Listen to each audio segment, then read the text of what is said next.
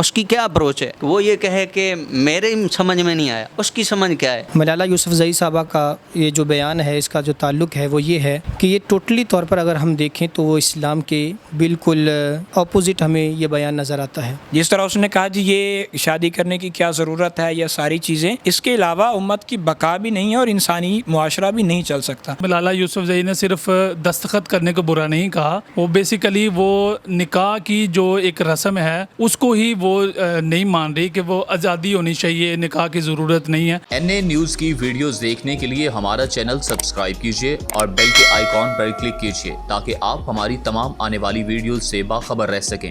بسم اللہ الرحمن الرحیم۔ ناظرین السلام علیکم، میں ہم آپ کا میزبان حافظ خرم شہزاد اور آپ دیکھ رہے ہیں NA نیوز۔ ناظرین، ملالہ یوسفزئی کا متنازع بیان سامنے آیا ہے جس کو شدید تنقید کا نشانہ عوام کی جانب سے بنایا جا رہا ہے۔ آج ہم موجود ہیں مختلف علماء کرام کے پاس، جانتے ہیں کہ علماء کرام ان کے بیان کے بارے میں اپنی کیا رائے رکھتی ہیں۔ جی مولانا صاحب، مجھے یہ بتائیے گا کہ ملالہ کا جو بیان سامنے آیا ہے اس میں آپ کا کیا رد عمل ہے؟ بسم اللہ الرحمن الرحیم۔ بہت بہت شکریہ، آپ نے اس حوالے سے ہم سے ایک ہمارا موقف علماء کرام کا سننے کا موقع ہمیں دیا۔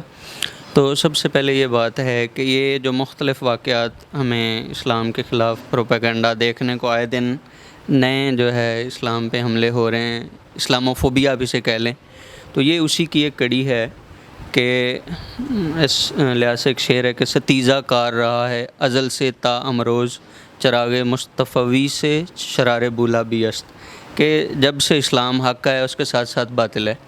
تو اب یہ ویسٹ اور جو ان کی ایک ذہنیت ہے وہ آئے دن اسلام کے جو شعار ہیں، اب یہ جو نکاح ہے اسلام کے شعار میں سے ہے۔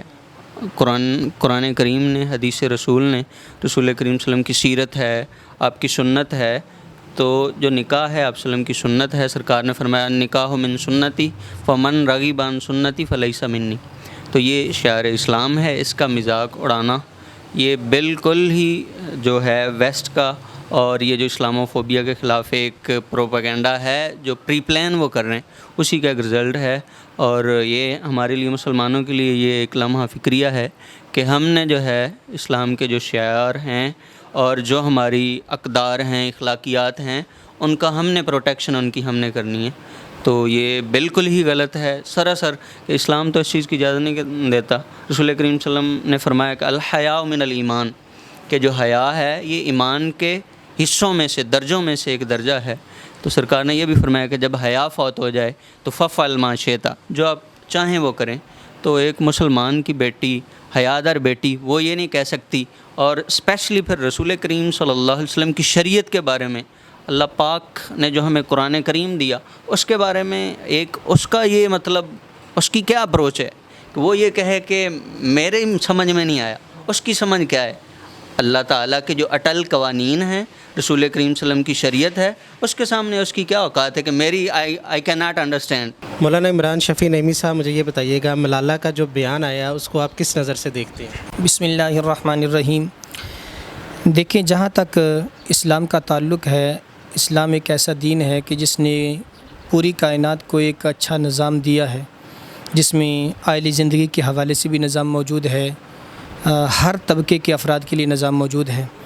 جہاں تک ملالہ یوسفزئی صاحبہ کا یہ جو بیان ہے، اس کا جو تعلق ہے وہ یہ ہے کہ یہ ٹوٹلی طور پر اگر ہم دیکھیں تو وہ اسلام کے بالکل اپوزٹ ہمیں یہ بیان نظر آتا ہے۔ اس کی وجہ یہ ہے کہ ہمارا جو دین ہے اس نے ہمیں کلیئر طور پر، واضح طور پر یہ بیان دیا ہے، یہ احکامات جاری کیے ہیں کہ یہ جو نکاح جیسی عظیم سنت ہے حضور کی، اس کے ذریعے ایک آئلی نظام قائم ہوتا ہے۔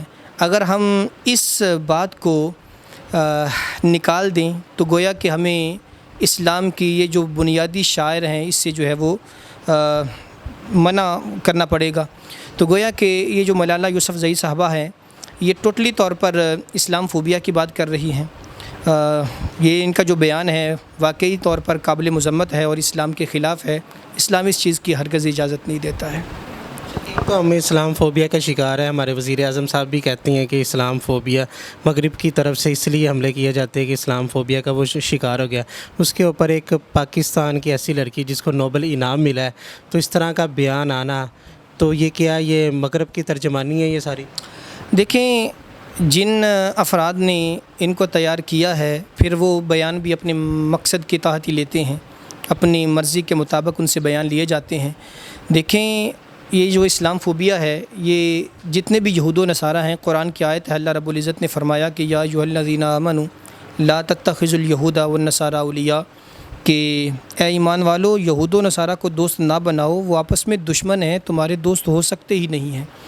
اب اس بات کو دیکھیں، ہم مغرب کی جولی میں بیٹھنے کے لیے دوڑتے رہتے ہیں اور وہ اسلام کو آئے دن نقصانات پہنچانے کے لیے دن رات ایک کر رہے ہیں۔ اچھا مجھے یہ بتائیے گا، پوزیشن ہولڈر اسٹوڈنٹ ہے، ملالہ بھی اس ٹائم اسٹوڈنٹ ہے، تو آپ کی شادی تو ابھی نہیں ہوئی ہوگی، تو ملالہ نے جو بیان دیا اس کے مطابق شادی کرنا چاہیں گے کہ دین اسلام کے مطابق؟ بسم اللہ الرحمن الرحیم۔ سب سے پہلی بات تو یہ ہے کہ جب ہم کلمہ پڑھتے ہیں، ہم اپنے آپ کو مسلمان کہتے ہیں، تو جس طرح ایک ملک میں رہنے کے لیے کچھ قوانین ہوتے ہیں، ویسے ہی اسلام کے بھی کچھ قوانین ہیں۔ اب اسلام نے انسانیت کو جو طریقہ کار دیا ہے، سورہ النساء میں اللہ فرماتا ہے کہ ہم نے انسانیت کو جو تخلیق کیا ہے اس کے بعد ان میں ازدواجی حیثیت رکھی ہے، آپ نکاح کریں، اس سے آگے انسانیت کی نشو و نما ہوتی ہے۔ اب اگر جس طرح ملالہ نے کہا ہے اس چیز کو دیکھا جائے تو یہ نہ تو معاشرہ اس سے باقی رہ سکتا ہے، آپ جن معاشروں میں بھی چلے جائیں جہاں نکاح کی یہ سنت ہے، جس پہ عمل ہوتا ہے، یہ ایک اچھی چیز ہے، اور اگر اس کے علاوہ آپ زندگی گزارنا چاہتے ہیں تو ممکن نہیں ہے ایسا۔ جس طرح اس نے کہا جی یہ شادی کرنے کی کیا ضرورت ہے، یہ ساری چیزیں، اس کے علاوہ امت کی بقا بھی نہیں ہے اور انسانی معاشرہ بھی نہیں چل سکتا۔ اس سے تو پھر یہ ہوگا کہ ہر دوسرے روز آپ ایک اور عورت پسند کر لیں، ہر دوسرے روز ایک عورت پسند کر لیں، نہ عورت کی عزت محفوظ ہو سکتی ہے، نہ انسانی معاشرہ چل سکتا ہے۔ لہٰذا جو سنت طریقہ میرے نبی نے بتایا ہے یا قرآن نے، اسلام نے دیا ہے، اسی کو ہی معاشرے میں پروموٹ کرنا چاہیے اور اسی پر ہی عمل کرنا چاہیے۔ اچھا آپ کی بھی شادی نہیں ہوئی، اس کی بھی شادی نہیں ہوئی، اگر اس کا رشتہ آتا ہے تو آپ کریں گے؟ دیکھیں آپ علیہ الصلاۃ والسلام نے نکاح کے لیے 4 وجوہات بیان کی ہیں۔ حضور فرماتے ہیں کہ تم جب نکاح کرتے ہو، مسند امام اعظم میں حدیث ہے، تو 4 وجوہات سے کرتے ہو۔ ان میں سے ایک وجہ آپ علیہ الصلاۃ والسلام نے فرمائی کہ تم کسی عورت سے اس کے حسن کی وجہ سے، اچھے نسب کی وجہ سے، اس کے خاندان کی وجہ سے، مال و دولت کی وجہ سے کرتے ہو، یا اس کے دین کی وجہ سے، اور آخر میں آپ علیہ السلام نے فرمایا کہ دین کو ترجیح دو۔ اب یہ عورت کہنا نہیں چاہیے، ٹھیک ہے مسلمان ہے، ہم اچھا گمان کرتے ہیں، جو اس طرح کا بیان دے رہی ہے اس کے دین کا آپ خود تصور کر سکتے ہیں، لہٰذا اس سے تو پرہیز آپ کی طرف سے؟ ہاں انکاری سمجھ لیں۔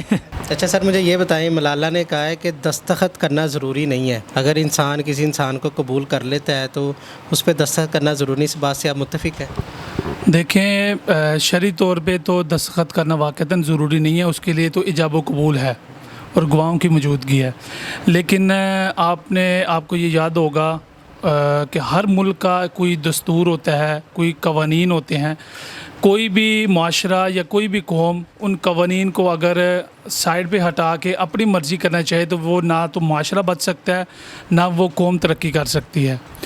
کسی جگہ کا بھی کوئی بھی ہے، چھوٹا انسٹیٹیوٹ ہے یا کوئی ملکی سطح کا آپ کہہ لیں، کہ ہر جگہ کے قوانین ہوتے ہیں، اس کو چلانے کا ایک طریقہ کار ہوتا ہے۔ اسی طرح چونکہ معاشرے میں کچھ بگاڑ ایسے پیدا ہو چکے ہیں اور کچھ خرابیاں جیسے آپ بھی ماشاءاللہ جانتے ہی ہوں گے، تو اس وجہ سے جو ہے یہ ملک پاکستان کی طرف سے یہ ایک سائن کا طریقہ کار اور ایک فارم کا ایک رکھا گیا ہے طریقہ، جس کو فل کر کے ایک سند کے طور پہ رکھا جاتا ہے کہ فلاں شخص کا فلاں عورت سے نکاح ہو گیا ہے۔ تو اس کو میں بیسیکلی یہ سمجھتا ہوں کہ ملالہ یوسفزئی نے صرف دستخط کرنے کو برا نہیں کہا، وہ بیسیکلی وہ نکاح کی جو ایک رسم ہے اس کو ہی وہ نہیں مان رہی کہ وہ آزادی ہونی چاہیے، نکاح کی ضرورت نہیں ہے۔